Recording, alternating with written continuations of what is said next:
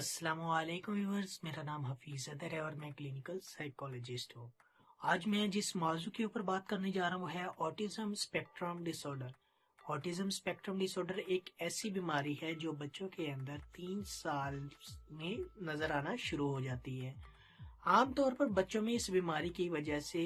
Communication skills بہت زیادہ week ہو جاتی ہیں، لینگویج کا ایریا بہت زیادہ ڈسٹرب ہو جاتا ہے، ان کے اندر اسٹیریوٹائپ ایکٹیویٹیز بہت زیادہ ہوتی ہیں، اور اس کے ساتھ ساتھ یہ ایموشنز کو اس طرح یوٹیلائز نہیں کر پاتے جس طرح نارمل بچے کرتے ہیں۔ سب سے پہلے میں ان کے سائن اینڈ سمٹم کے اوپر بات کرتا ہوں۔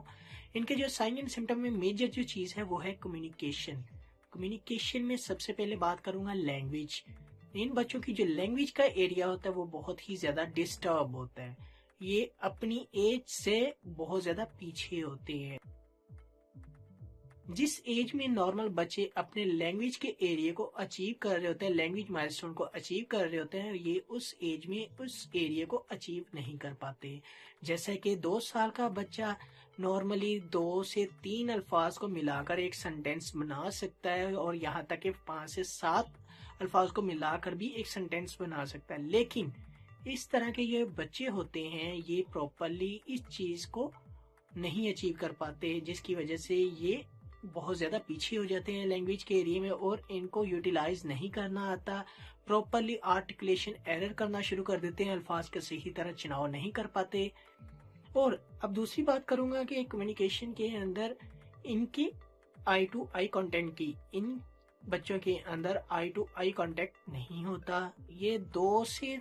3 سیکنڈ تک بھی کسی کے ساتھ آئی ٹو آئی کانٹیکٹ نہیں کر پاتے۔ اگر کسی کے ساتھ اپنے ایموشن کا اظہار کرتے ہیں، بات چیت کرنا چاہتے ہیں،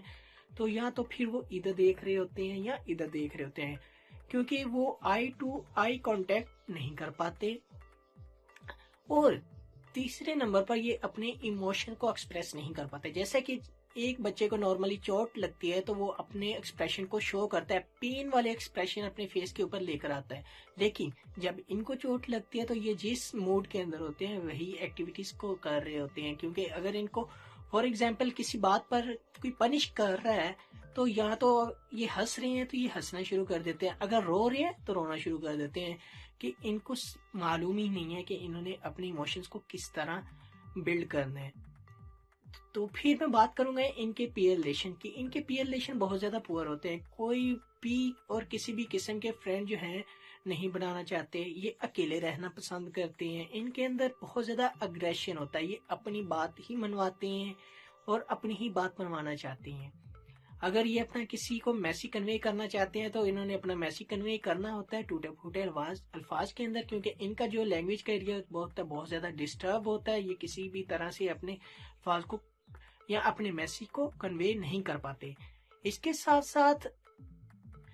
اور اگر ان کو کھیلنے کے لیے کہہ دیا جائے تو یہ اسٹیریوٹائپ ایکٹیویٹیز کرنا شروع کر دیتے ہیں، جیسا کہ اگر وہ ہینڈز کو کر رہے ہیں تو ہینڈز کو ایسے کرنا شروع کر دیں گے، لیگز کی موومنٹ کو کرنا شروع کر دیں گے۔ اس کے ساتھ ساتھ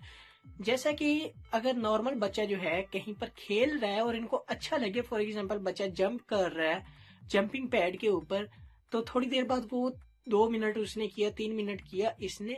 اس طرح جبکہ اس طرح کے بچے جو ہوتے ہیں اگر وہ جمپنگ پیڈ پر چلا جائے تو 1 گھنٹہ 2 گھنٹے جمپ بھی کرتے رہتے ہیں، جو کام ان کو کہہ دیا جائے وہ بار بار کرنا شروع کر دیتے ہیں۔ جیسے کہ فار ایگزامپل جب ہم ان سے پوچھتے ہیں آپ کا نام کیا ہے تو یہ آگے سے یہی کہتے ہیں کہ آپ کا نام کیا ہے، سیم اسی طرح کے الفاظ کو دہراتے ہیں۔ جیسے کہ میں پوچھتا ہوں آپ کا نام کیا ہے تو آگے سے کہیں گے آپ کا نام کیا ہے، آپ کیا کرتے ہیں، آپ کیا کرتے ہیں،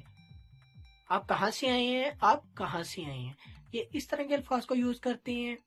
چیزوں کو صحیح طرح یوٹیلائز نہیں کر سکتے، فار ایگزامپل اگر ایک گاڑی ہے، گاڑی کو کس طرح یوز کرنا ہے، کیا اس کا طریقہ کار ہے، جیسے کہ نارمل بچے ایک کار کو لے کر کھیلتے ہیں، روڈ کے اوپر چلاتے ہیں،